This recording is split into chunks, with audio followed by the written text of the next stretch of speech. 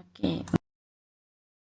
Ini kita nak sambung menguraikan dan berkomunikasi mengenai pengaliran arus elektrik dalam lita bersiri dan selari. So, awak boleh belajar dan melukis lita lengkap ataupun lita skematik, and then kita bezakan antara lita bersiri dan selari. Okey, kenapa lampu tidak menyala sedangkan lampu lain masih menyala? So, untuk pendawaian di rumah, kita tahu bahawa lita lampu dipasang secara selari. So, dekat sini ada dua gambar rajah lita skematik.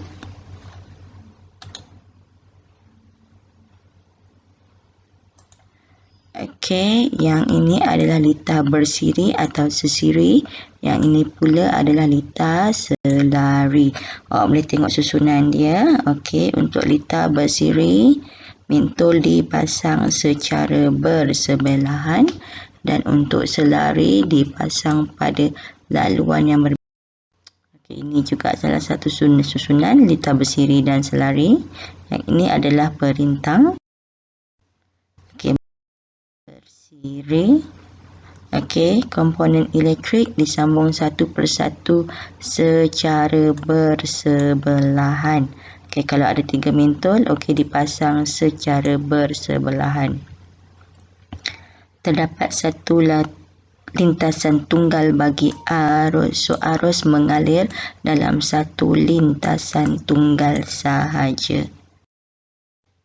Ini adalah gambar rajah skematik bagi lita bersiri. Okey, kalau yang ni kita ada 3 perintang, so kita ada hubungan. Ini adalah ammeter, ni adalah voltmeter. So, ini adalah arus keseluruhan. Rintangan pertama, rintangan kedua, rintangan ketiga. Voltmeter pertama, voltmeter kedua, voltmeter ketiga. So, hubungan untuk arus keseluruhannya adalah arus 1, arus 2, arus 3. So, hubungan dia adalah arus keseluruhan sama dengan arus 1 sama dengan arus 2 sama dengan arus 3. Okey, so lita bersiri arusnya adalah sama. Okey, untuk V keseluruhan pula adalah hasil tambah V1 tambah V2 tambah V3.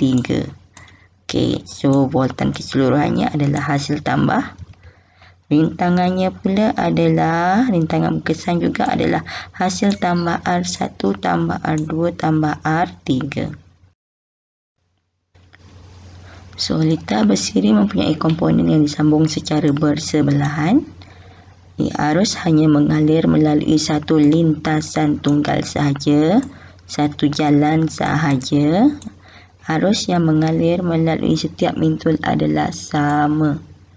So, hubungannya adalah I sama dengan I1 sama dengan I2 sama dengan I3.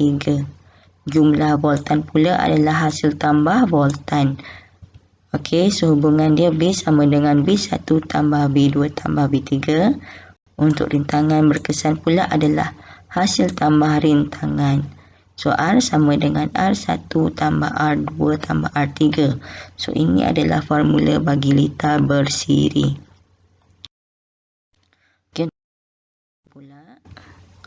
Okey, komponen elektrik disambung dalam beberapa lintasan atau disambung secara selari. Terdapat beberapa laluan arus untuk mengalir melalui setiap mentol. Kalau kat sini kita ada 1, 2, 3. 3 laluan arus. Okey, ini adalah rajah skematik bagi lita selari untuk. Okey, yang ini kita ada 2 perintang R1, R2.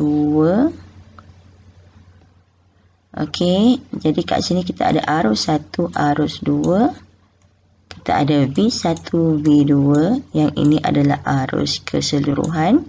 Yang ini adalah voltan keseluruhan. So, untuk arus keseluruhan adalah hasil tambah daripada I1 dan I2. So, dia bertembung dekat sini. Okey, so arus keseluruhan adalah air 1 tambah air 2. Untuk voltan keseluruhan pula adalah sama dengan nilai V1 dan V2. V keseluruhan dia sama kalau arus tadi dia tambah, untuk V pula dia sama dengan. Okey, last one untuk rintangan berkesan, semakin bertambah rintangannya, jumlah rintangan berkesannya semakin berkurang.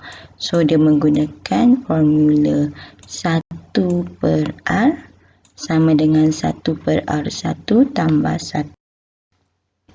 So litar selari mempunyai komponen yang disambung secara selari.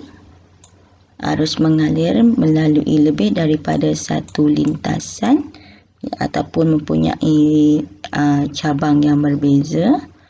Arus yang mengalir dalam litar selari merupakan hasil tambah arus yang merentasi setiap perintang. So I sama dengan I1 tambah I2. Voltan pula adalah sama dengan voltan yang merentasi bateri. Okey, dan rintangan berkesannya adalah semakin berkurang jumlahnya dengan menggunakan formula 1/R sama dengan 1/R1 tambah 1/R2.